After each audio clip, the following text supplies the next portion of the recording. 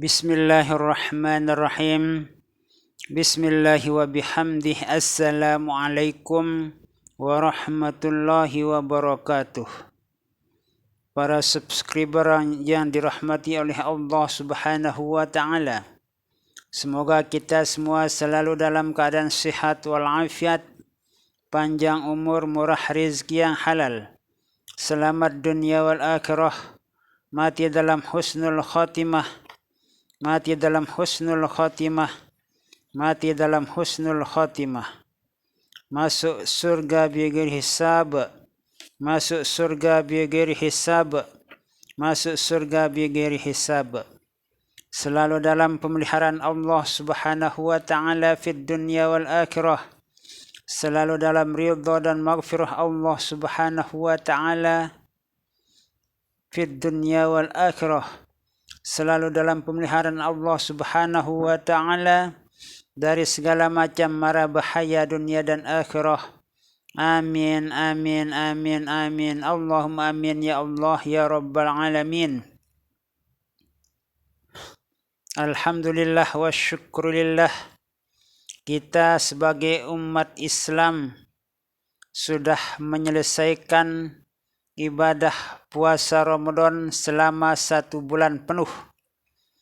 Tentunya kita bersyukur kepada Allah Subhanahu wa ta'ala yang telah dipertemukan dengan bulan kemuliaan, bulan Ramadan yang penuh dengan keberkahan, maghfirah, ampunan Allah Subhanahu wa ta'ala. Dalam kesempatan kali ini saya akan menceritakan sejarah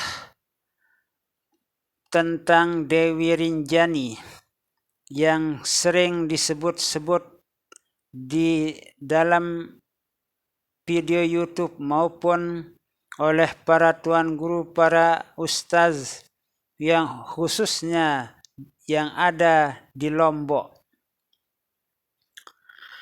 Namun kali ini cerita tentang Dewi Rinjani ini adalah merupakan cerita versi Al-Maghfurlah Bapak Tuan Guru Ki Haji Muhammad Zainuddin Abdul Majid dan versi Al-Maghfurlah Bapak Tuan Guru Ki Haji Muhammad Muhsin Makbul Kota Raja. Di dalam kisah Dewi Rinjani, Bapak Koordinator Pusat Jamaah Wirid Khusus Nahdlatul Watan, yaitu Tuan Guru Ki Haji Muhammad Muhsin Makbul Kota Raja, menceritakan bahwa nama Dewi Rinjani itu sebenarnya cukup panjang yang disebut oleh beliau pada saat itu. Namun karena saya lupa nama asli dari Dewi Rinjani itu disebabkan karena tidak mencatat nama Dewi Rinjani yang diceritakan oleh Bapak Koordinator Pusat Jamaah Wirid Khusus. Setelah Bapak Koordinator Pusat Jamaah Wirid Khusus bercerita panjang tentang Dewi Rinjani itu, selang beberapa hari saya menulis cerita yang saya dengar dari beliau di lembaran-lembaran kertas yang sudah saya persiapkan dengan pulpen, dengan lembaran-lembaran yang masih kosong untuk menyusun cerita-cerita sesuai dengan apa yang diceritakan oleh Bapak Koordinator Pusat Jamaah Wirid Khusus. Kisah Dewi Rinjani ini adalah merupakan lanjutan dari kisah yang pernah saya ceritakan beberapa bulan yang lewat. Setelah Zulkarnain, Raja Selaparang, mendirikan kerajaan Selaparang di desa Selaparang. Atas restu dari ayahanda beliau yaitu Syekh As-Sayyid Muhammad Nur Rashid. Itu adalah ayahanda atau nama ayahanda dari Zulkarnain. Jadi asal mula Syekh As-Sayyid Nur Rashid itu adalah negeri Mesir yang berkeliling dunia untuk menyebarkan agama Islam dan sampailah di Pulau Lombok ini. Jadi setelah sampainya Zulkarnain di desa Selaparang itu, dilihatnya seorang putri atau seorang wanita yang dianggapnya cukup mempesona menurut penglihatan dari Zulkarnain itu. Dengan melihat si putri atau perempuan tersebut, Zulkarnain pun menaruh hati pada si perempuan tersebut. Perempuan tersebut kebetulan sedang mencuci pakaian dan menjemur pakaian di dekat sebuah kolam yang ada di desa Selaparang tersebut.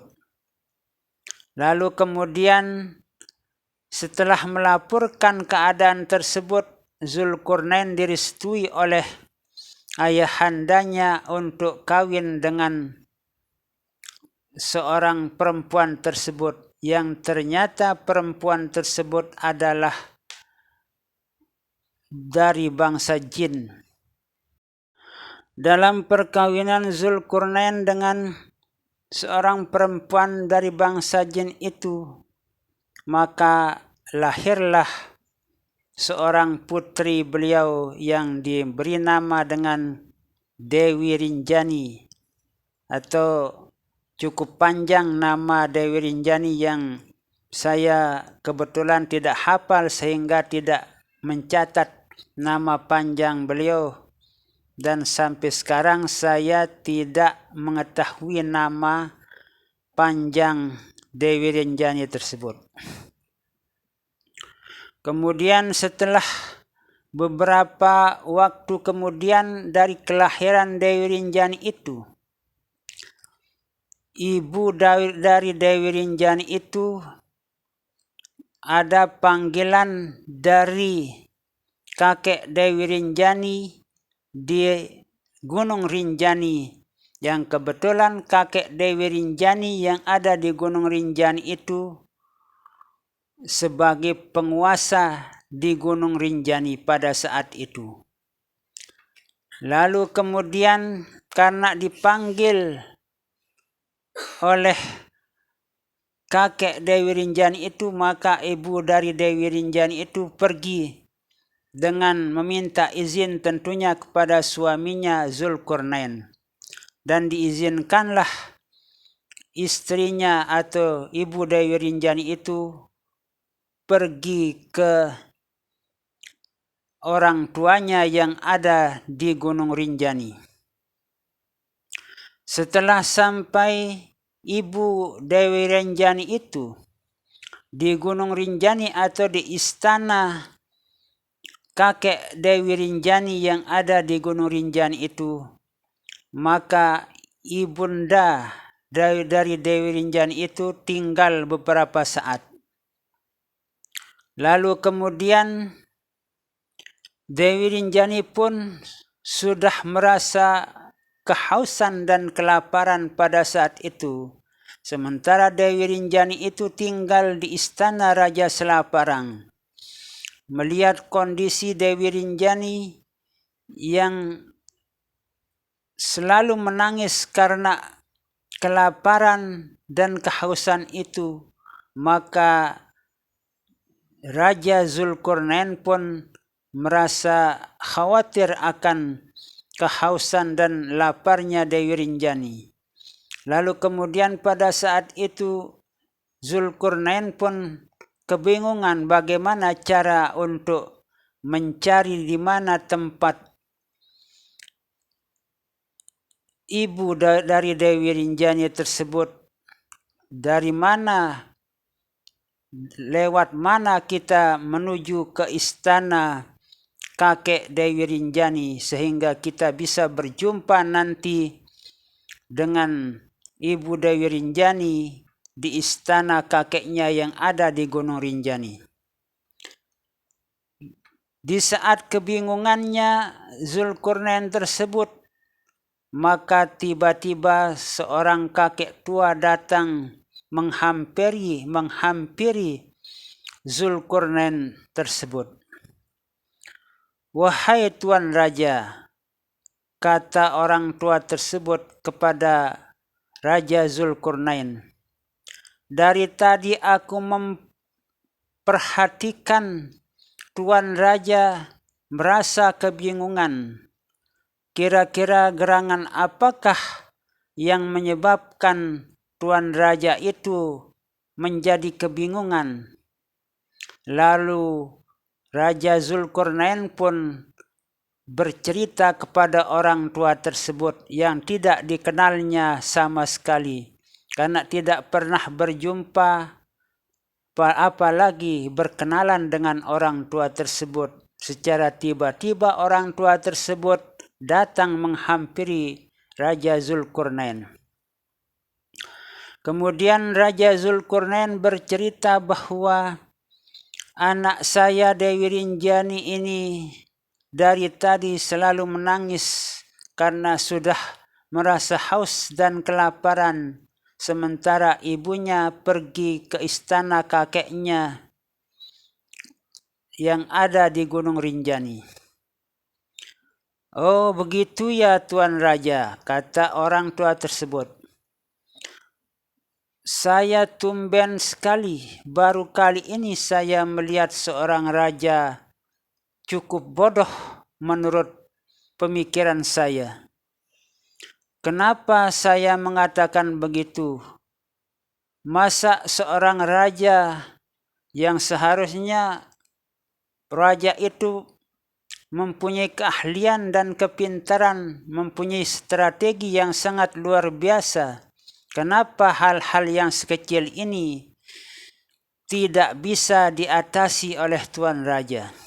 Begini saja wahai Tuan Raja, carikan saya seekor lalat yang ada di kandang sapi tersebut."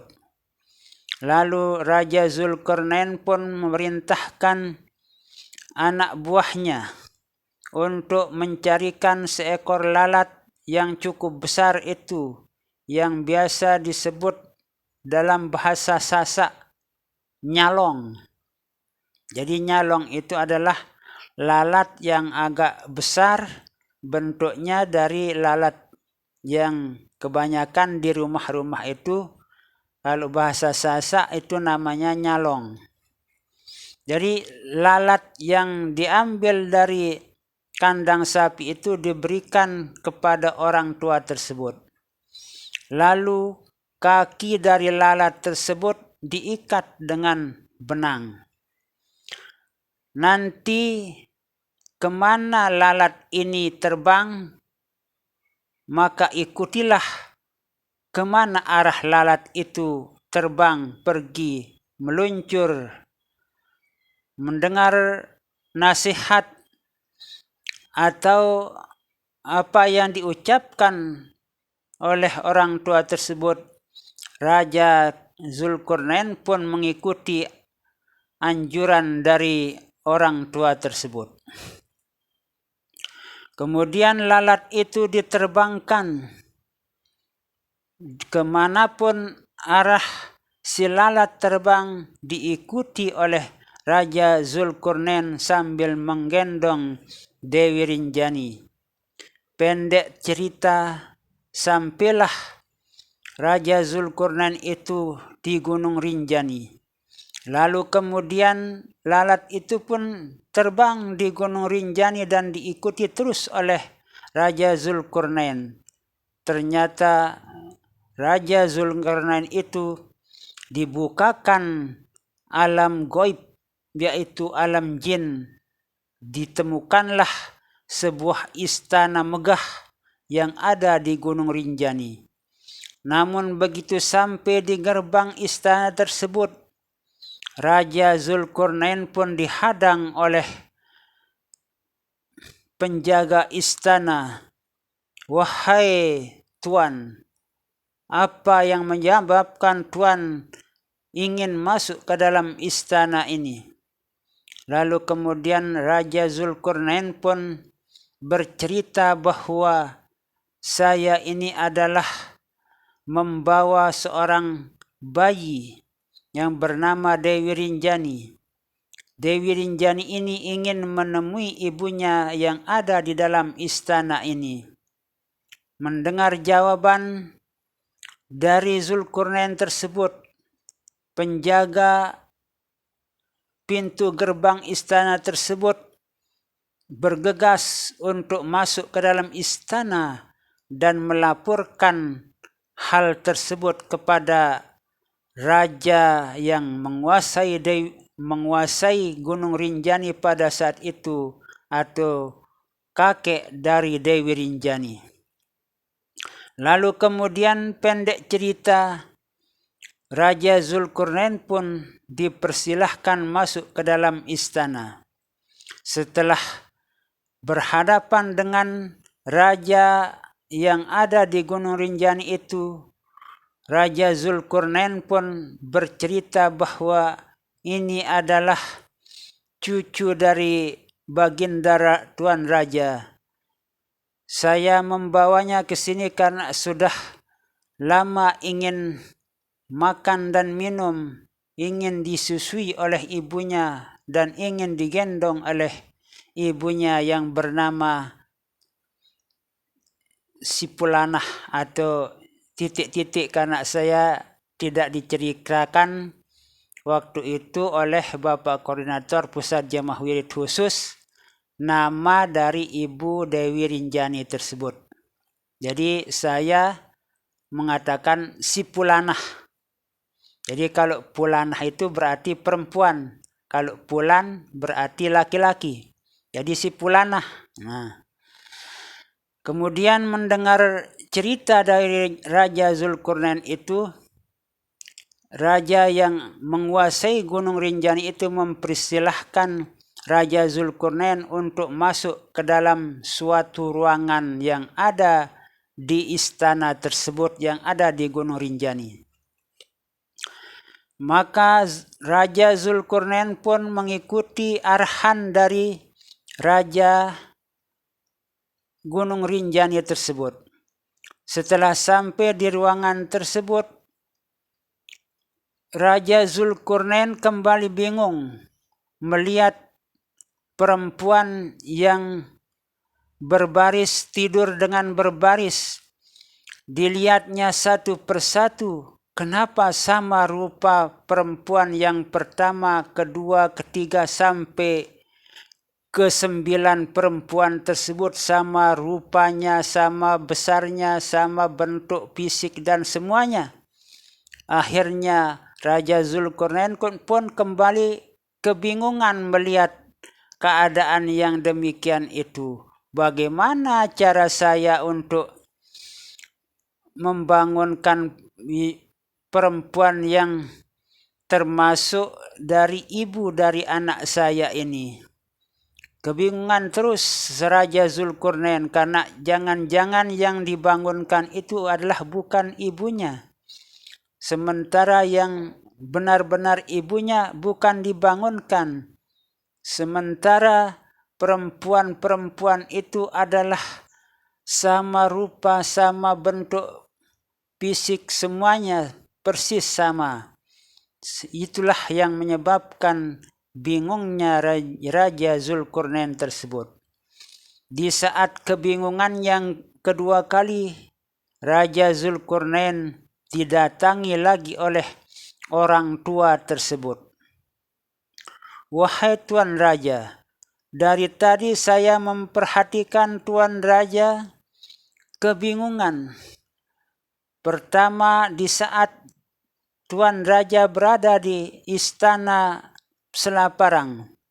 Kemudian yang kedua, saya perhatikan kembali Tuan Raja kebingungan di istana yang ada di Gunung Rinjani ini. Apa kira-kira yang menyebabkan Tuan Raja itu kebingungan yang saya perhatikan dari tadi itu? Lalu kemudian Raja Zulkarnain pun menjawab, yang menyebabkan saya itu kebingungan karena saya melihat barisan perempuan yang sama rupa, sama bentuk fisik, sama tinggi, sama rendahnya, sama besar, sama langsingnya. Dari perempuan yang pertama, dari perempuan sampai perempuan yang ke-9 itu, saya tidak bisa memilih mana yang sebenarnya ibu dari Dewi Rinjani anak saya ini. Oh begitu, yang menyebabkan Tuan Raja itu menjadi bingung. Gampang sekali cara kita, jangan sampai kita menjadi seorang raja yang bodoh. Itu ucapan orang tua tersebut. Kalau Tuan Raja ingin mengetahui di mana istri Tuan yang sebenarnya itu atau ibu dari anak Tuan ini, maka anak Tuan ini lepas saja dia nanti si bayi ini atau anak Tuan ini akan mencarikan di mana ibunya. Dia akan lebih mengetahui bahwa mana sebenarnya ibu dari si anak atau si bayi ini. Raja Zulkarnain pun mengikuti saran dari orang tua tersebut.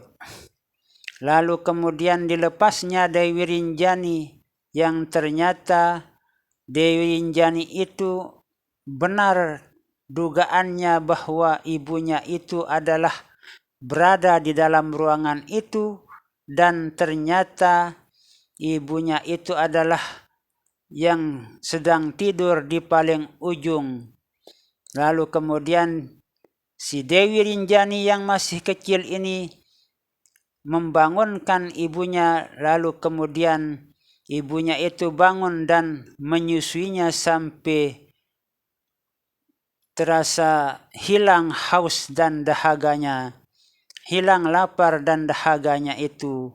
Lalu kemudian setelah ditemukan ibunya Dewi Rinjani itu oleh Zulkarnain atau Raja Zulkarnain itu, maka di saat itulah orang tua tersebut bercerita bahwa saya sebenarnya ini adalah Nabi Khidir, yang ternyata yang selalu mengawasi Raja Zulkarnain tersebut adalah Nabi Khidir alaihissalam.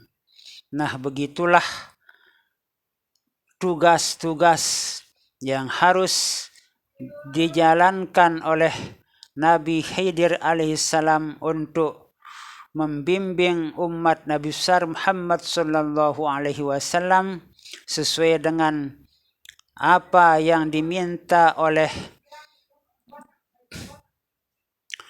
Nabi besar Muhammad sallallahu alaihi wasallam dulu di saat Nabi Khidir alaihissalam datang kepada Nabi besar Muhammad sallallahu alaihi wasallam bahwa nanti umatku akan memerlukan engkau wahai Nabi Khidir alaihissalam. Yang ternyata benar ucapan Rasulullah sallallahu alaihi wasallam bahwa kita sebagai umat Nabi besar Muhammad sallallahu alaihi wasallam sangat membutuhkan kehadiran dari Nabi Khidir alaihissalam untuk membimbing kita sehingga kita menjadi orang yang selamat fid dunya wal akhirah. Karena beliau itu adalah merupakan nabi yang diberi suatu hikmah oleh Allah Subhanahu wa taala untuk diajarkan kepada umat manusia. Nah, insyaallah nanti saya akan menceritakan atau berbagi ilmu tentang bagaimana cara kita untuk bisa bertemu dengan Nabi Khidir alaihissalam. Lalu kemudian Ibu Dewi Rinjani itu tinggal di istana ayahandanya di Gunung Rinjani. Dan setelah wafatnya ayahandanya yang memimpin raja di Gunung Rinjani itu digantikan oleh Dewi Rinjani yang menjadi penguasa Dewi Rinjani sampai sekarang. Artinya Dewi Rinjani itu percampuran antara manusia dan jin. Namun Dewi Rinjani memilih tinggal di alam jin, bukan tinggal di alam manusia seperti kita ini. Namun sewaktu-waktu Dewi Rinjani itu bisa muncul, bisa datang kepada orang-orang yang dianggap perlu untuk didatangi. Ada seorang tabib atau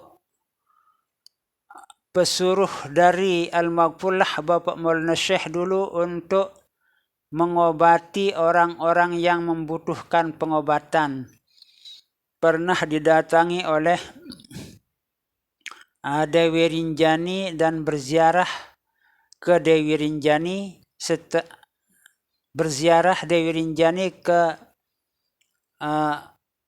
orang tersebut yang pernah ditugaskan untuk mengobati warga masyarakat yang membutuhkan pengobatan. Jadi didatangi orang tersebut atau jamaah tersebut oleh Dewi Rinjani. Setelah ziarah kepada orang tersebut, maka Dewi Rinjani berpamitan dan akan pergi ke keluarganya yang ada di Kelayu. Dan menurut cerita orang Kelayu tersebut atau warga Kelayu yang didatangi oleh Dewi Rinjani, benar bahwa Dewi Rinjani itu baru saja datang di tempatnya di dekat orang tersebut sesuai dengan cerita dari orang yang pernah ditugaskan oleh Al-Maghfurlah Bapak Maulana Syekh Tuan Guru Ki Haji Muhammad Zainuddin Abdul Majid Pancor untuk mengobati orang-orang yang membutuhkan pengobatan dari warga masyarakat yang membutuhkannya. Semoga apa yang saya sampaikan bisa menjadi ilmu yang bermanfaat, yang berguna dalam kehidupan kita ini. Wallahu a'lamu bissawab, wallahul muwaffiq wal hadi ila sabilir rasyad. Wassalamualaikum warahmatullahi wabarakatuh.